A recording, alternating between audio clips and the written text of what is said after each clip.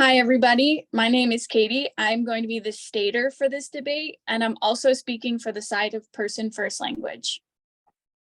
Hi, everybody. I'm Serenity. I will be the prover of this debate, and I will be on the side of identity first language. Hi, everyone. I'm Megan. I will be the attacker, and I am on the side of person first language. Hi, everyone. I am Whitney, and I will be the moderator in this debate, and my position is the identity first language. So to get started, person with autism or autistic person. This has been much debate. There has been much debate regarding the use of person first language or identity first language. Today, our two teams will present each side with research to back up their claims, and by the conclusion, our group will choose which position we will take together.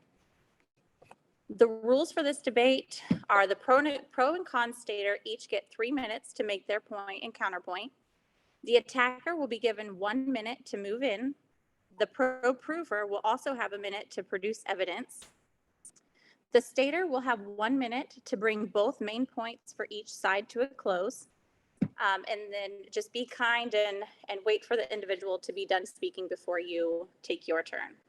And to start this debate, we will begin with Megan, who will present her first main point for person first language. All right. Hi, everybody. Again, my name is Megan, and I will be making the point of person first language. So first, we will start by looking at this picture. The picture is titled, "See the person, not the disability." Advocates for using person first language rather than disability or identity first want the world to look past the wheelchair or other disabilities. By doing this, we will remove the spotlight from the person's disability as they are not defined by their diagnosis. Person first language is not about pushing the disability aside. Rather, it is about promoting dignity, respect, and shredding labels. This does not remove the disability from a person. Rather, it looks at the disability as a human trait like a gender or ethnicity. By using person first language, you recognize a person for more than their disability. Kohler 2012 states it's about realizing people are so much more than their disability, and to place the disproportionate emphasis on this characteristic does them a disservice. And this was stated on page 936. Utilizing person first language can assist in moving attitudes about disabilities in a new direction and away from a stigma.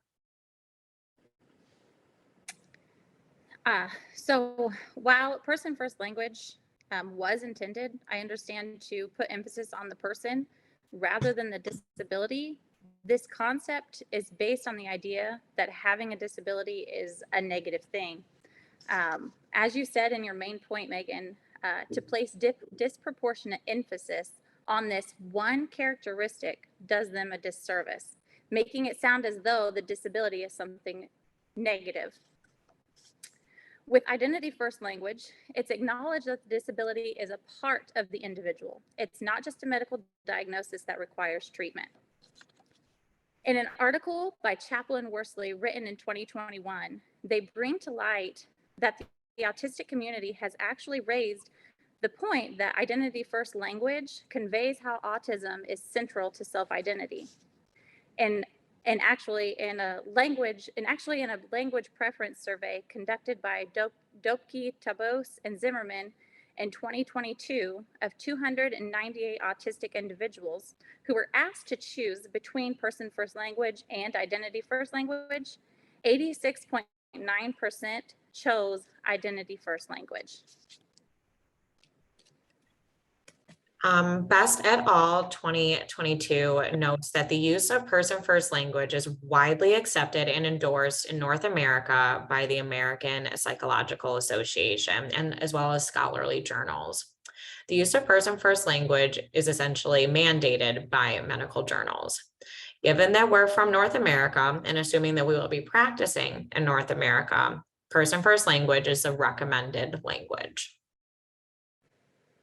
In the Collier 2012 article, they clearly state that, quote, It's about realizing people are so much more than their disabilities in place of disproportionate emphasis on one characteristic and does them disservice, end quote. As Megan made the point of them not being defined by their diagnosis, a person's first language benefits those with a disability because it is about looking at the individual through the lens that they are a human and not just their disability.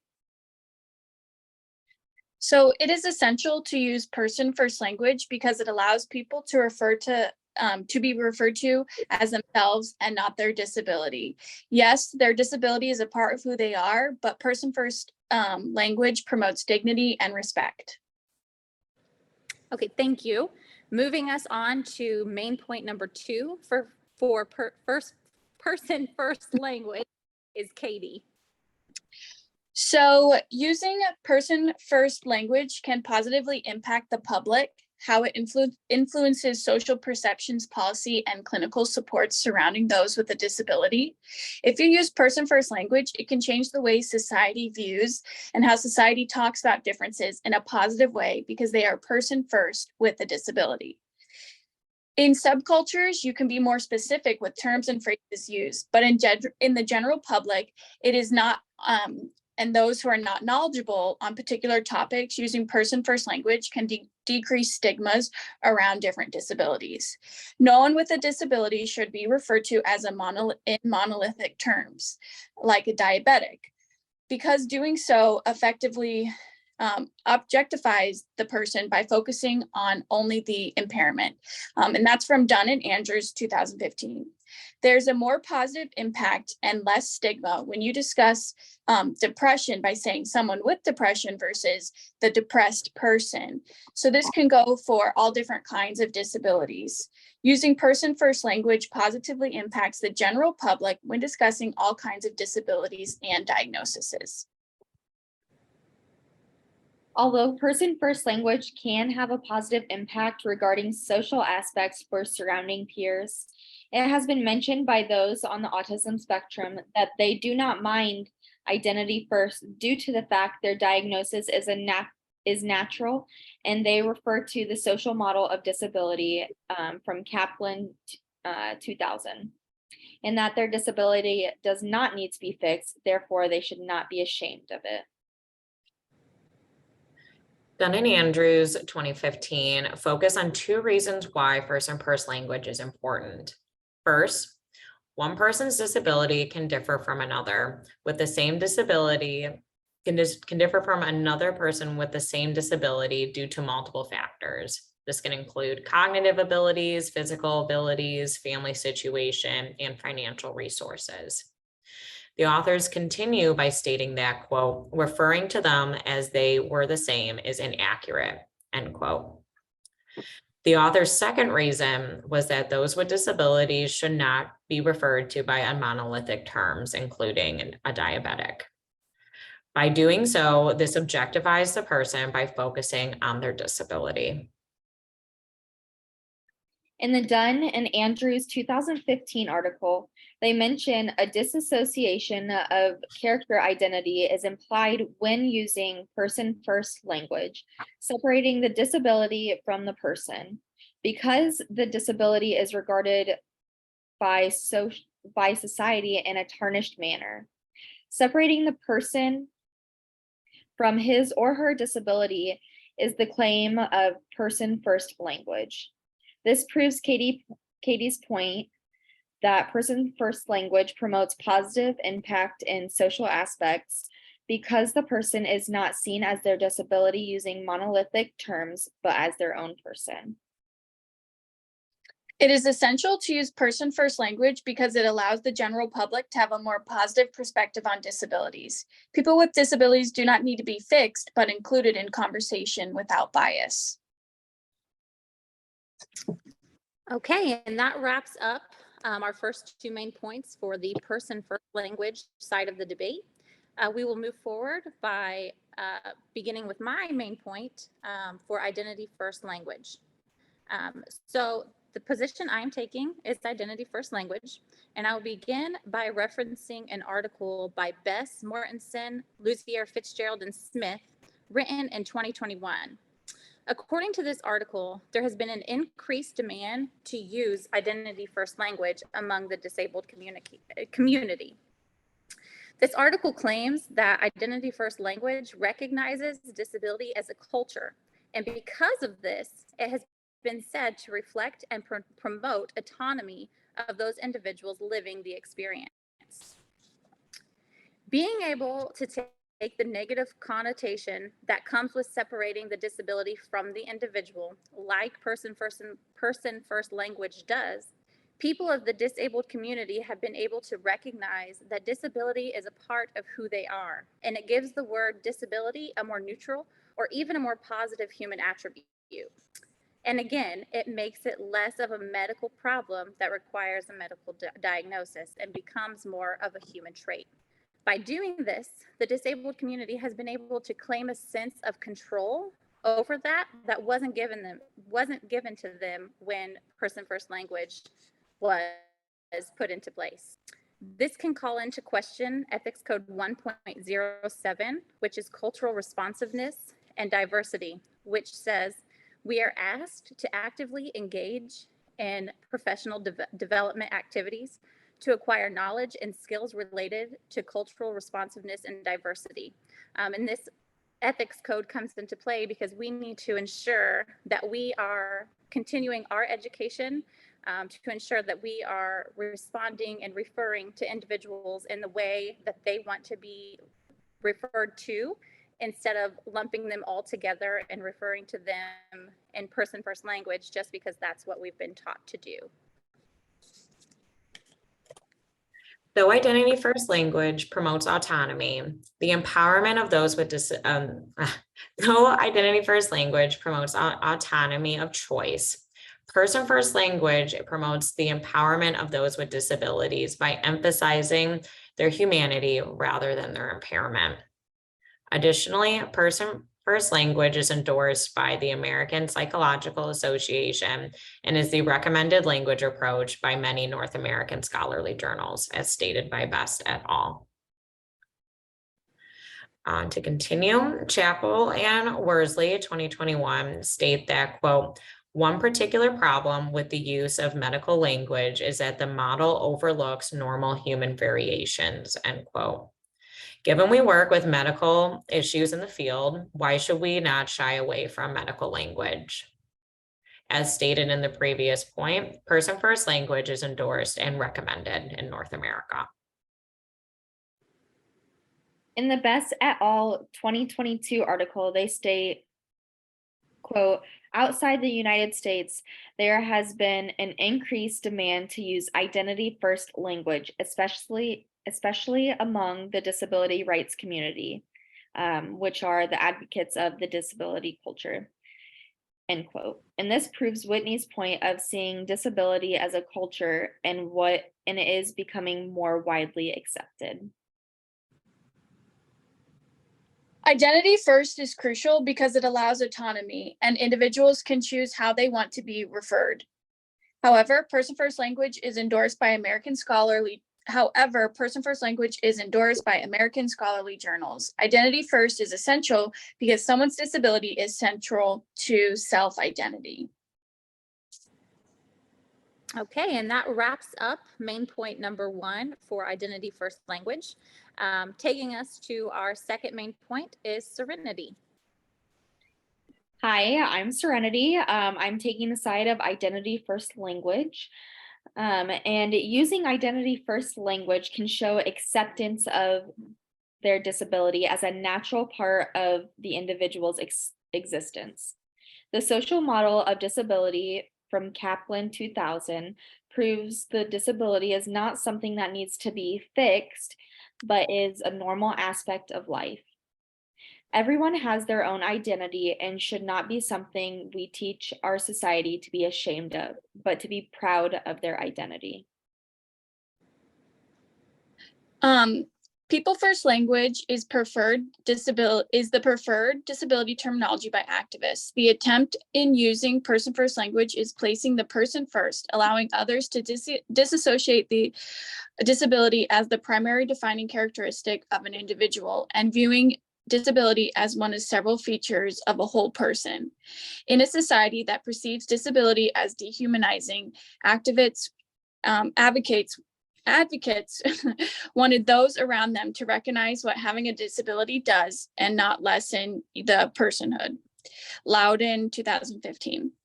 When using identity first and referring to someone by their disability, it devalues their inherent uniqueness in personhood. Using person first language can provide belonging as they are just themselves, person first, with autism. The article. It's me again. Identity first person. Wait, no, it's not. So sorry. You're okay. On to me. Yes. All right.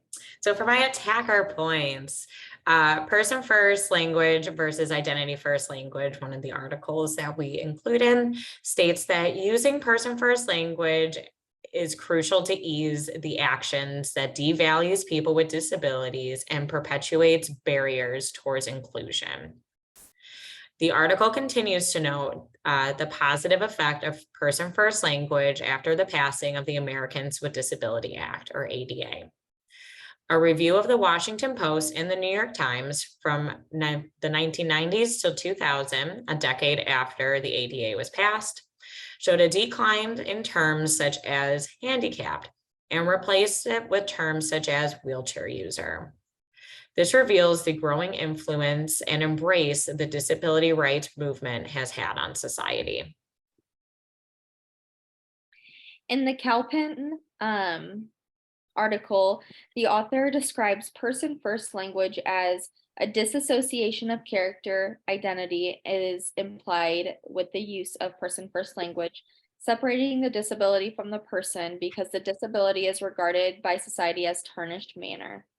Separating the person from his or her disability is the aim of person first language. And as I mentioned earlier in my main point, I noted that identity first language shows acceptance of their disability rather than trying to separate their disability from themselves as an individual. Identity first language is essential to use is because their disability is a natural part of a person and who they are. Using person first language can make other people more comfortable, but using identity first shows acceptance of that person's disabilities. Okay, thank you everyone for making their points. Now we will move into the question and answer portion of the debate, and we will begin with the first question being asked and answered by Megan. All right. So what are the BCBA's ethical responsibilities in regard to this topic? How do these impact practice? So to reflect this topic back to the ethics code that we use, the first code would be Ethics Code 3.01, which is the responsibility to the client.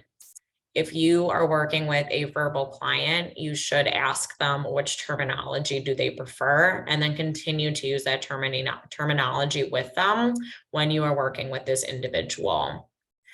The second ethics code would be 1.06, which is maintaining competence.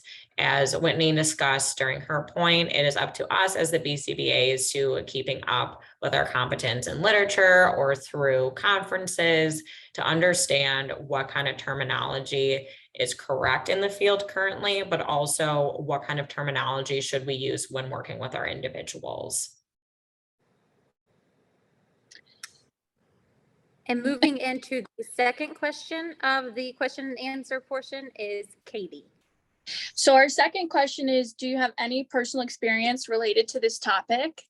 I have two different anecdotes. One, I went to school in Ohio, and we were required to use person first language when in discussions and in our writing. And so all throughout my undergrad, it was really like second nature for me to just use person first language, which is part of the reason why I was said I'd be on that side, is because I've had like a lot of experience using that in my terminology. And then when I applied for my current position, I'm a teacher at a school for students with autism. I in my interview, asked my principal, what do they use at the school? And he said that that was a really good question because there's points for both sides, like we saw today. And so, like Megan said, if you are able to ask, that's awesome, and that's what you should do. But if not, he said, I just refer to the person by their name. And so that's kind of, getting around it. But I've also heard people at my school say profound autism. So they're still like, it seems like leaning more towards person first language in my professional setting as well. And those so far are is experiences I've had with this topic. Okay, thank you guys for sharing and for asking and answering the questions. So now we're going into the closing. We've all made our main points and arguments for person first language and identity first language. So now we will be going into the closing. In the argument made by Megan, person first language is about realizing people are much more than their disability, and placing emphasis on that characteristic does them a disservice, according to her Colliard 2012 article. However, while it may be intended to put more emphasis on the person rather than the disability, it's actually put a negative connotation on the word disability. Whereas the article by Bess, Mortensen, Luzier, Fitzgerald, and Smith, referenced by me, highlights that identity first language recognizes the disability as a part of the individual. And rather than paint it in a negative light, they've turned it into a neutral or even a positive attribute of that person. Another strong point made by Serenity for identity first language. She highlights that this language is a natural part of who the individual is. And the social model of disability from her Kaplan 2000 article proves that the disability isn't something that needs to be fixed. But on the other hand, Katie brought up the point that person first language allows others to disassociate the disability from the person and recognize that having a disability does not, in fact, lessen your personhood, according to her Lido 2015 article. So that closes up the debates and provides the strongest arguments made by both sides, as well as the weak sides of each position. We will move in now to the conclusion, which will be done by Katie. So our group discussed and decided that we choose identity first is our stance. And we chose this because it shows acceptance of a disability. It shows by using identity first, a disability does not need to be fixed. And it shows disabilities can be a positive trait of an individual. That's all we had for our debate. Thank you so much for listening. Thank you.